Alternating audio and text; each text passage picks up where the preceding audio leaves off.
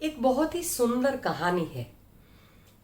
विष्णु पुराण में लिखा है कि कलयुग में संबंधों के मायने बदल जाएंगे, उसके सब भाव बदल जाएंगे। हम महसूस भी कर रहे हैं आजकल जितने हमारे आसपास के घनिष्ठ संबंध है उसके मायने, उसके पैरामीटर्स बहुत ज्यादा बदल गए हैं। तो ये कहानी है दो भाइयों की। एक भाई का नाम था राम और दूसरे भाई का नाम था लक्ष्मण। अब दोनों के खेत साथ में ही थे, पास पास में दोनों के खेत थे और साथ में खेती करते थे और 40 साल से दोनों साथ में ही रहते थे और ऐसा कोई भाव ही नहीं था। एक दूसरे के साथ खेत के सारे औजार थे वो सब बांटते थे, मजदूर एक दूसरे के साथ काम करते थे, कभी ये खेत में तो कभी ये खेत में। कभी कुछ मन मोटाव जैसा था ही नहीं, एक दूसरे के साथ प्यार से रहते थे। अब एक दिन की बात है, कुछ छोटी सी बात में कुछ दोनों के बीच में कुछ मिसअंडरस्टैंडिंग हुई होगी और जिसके कारण दोनों के बीच में, दोनों भाइयों के बीच में बहुत झगड़ा हुआ। और वो झगड़े में दोनों ने एक दूसरे को खरी खोटी सुनाई, नहीं बोलने के वचन बोले, नहीं बोलने के शब्द बोले और बहुत ही झगड़ा हुआ और मनमुटाव इतना ज्यादा हो गया कि दोनों एक दूसरे की शक्ल तक देखना नहीं चाहते थे।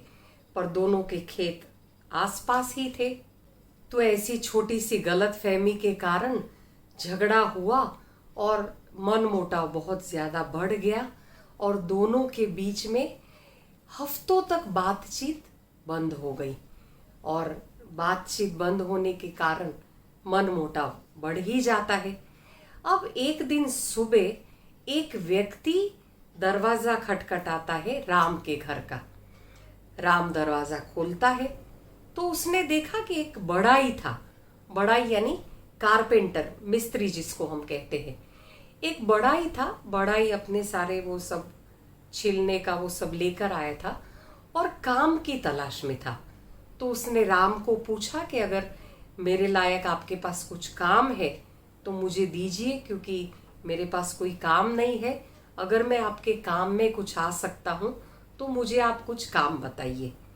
तब राम ने सोचा और उसको ले गया पीछे उसका जो गोडाउन था वहां पर, और वहां जाकर उसने दिखाया कि ये देखो, ये मेरा पड़ोसी है, वैसे तो मेरा भाई ही है, पर अभी हमारे बीच में कोई बातचीत नहीं है। तो उसके कारण उसने ये देखो क्या किया, हम दोनों के खेत के बीच में ये सब उसने मुझे परेशान करने के लिए ही किया है। यहाँ पर एक पूरा कचरा का ढेर पड़ा रहता था, उसने 3-4 दिन पहले बुलडोजर बुला के ये सारा कचरा यहाँ से साफ करवा दिया है और दोनों खेत के बीच में एक पूरी नाली खींच दी है। ये सब उसने मुझे परेशान करने के लिए ही किया है, पर अब तुम क्या करो।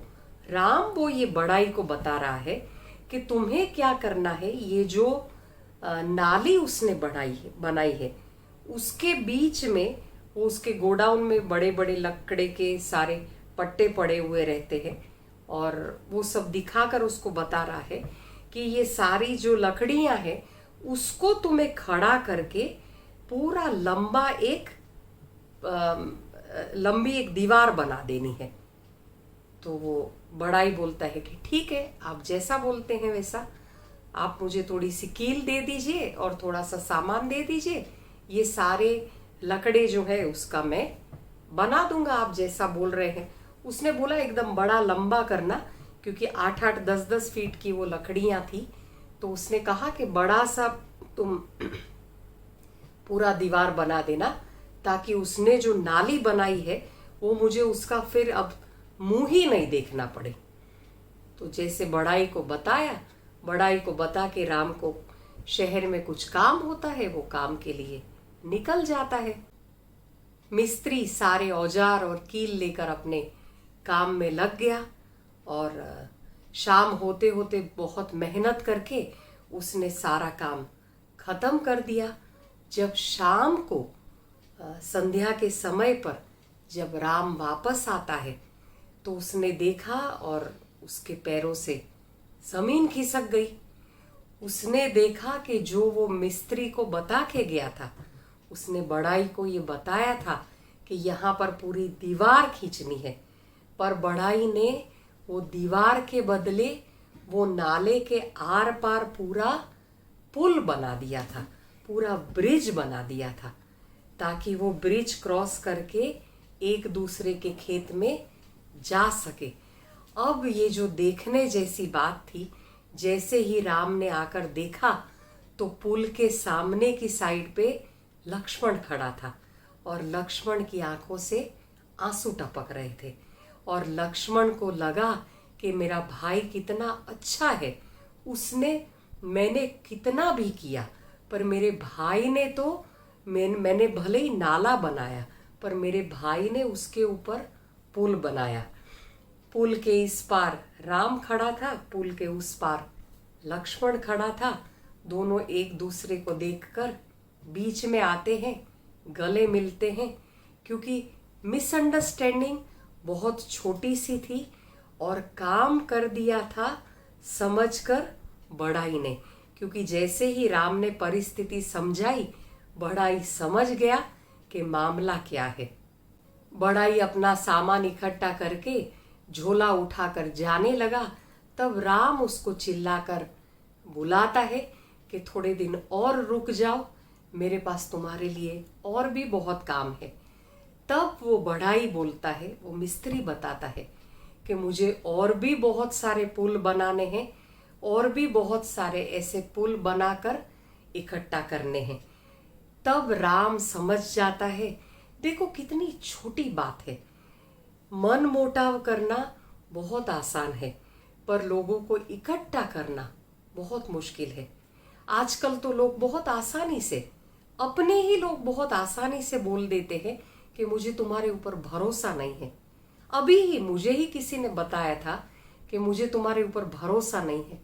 अब ये बात सुनकर मैं तो एटलीस्ट 10-15 दिन तो मेरा इतना डिप्रेशन में गया था।